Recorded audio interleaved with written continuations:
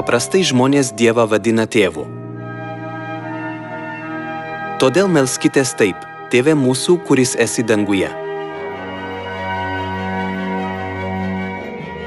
Bet ar šis Jėzaus mokymas reiškia, kad yra vien Dievas tėvas?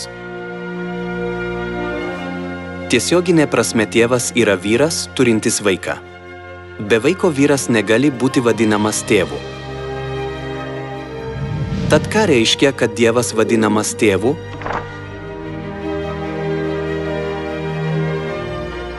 Tai reiškia, jog Dievas turi vaikų.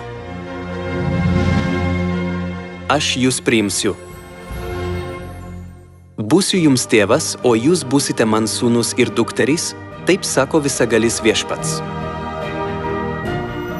Mes esame Dievo sūnus ir dukros, Dievo vaikai. Tad ar tėvas vienas gali pagimdyti vaiką?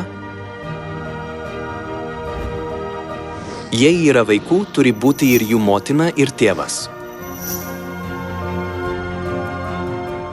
Tėvo pavadinimas egzistuoja tik tada, kai yra motina.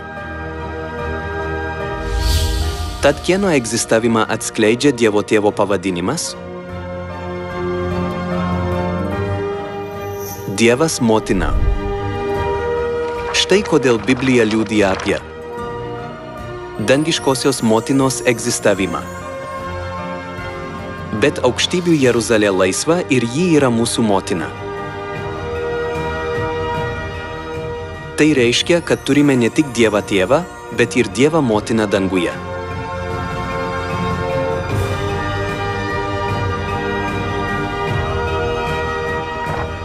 Todėl, kaip moko Biblija, turime tikėti ne tik Dievas tėvas, bet ir Dievas motina.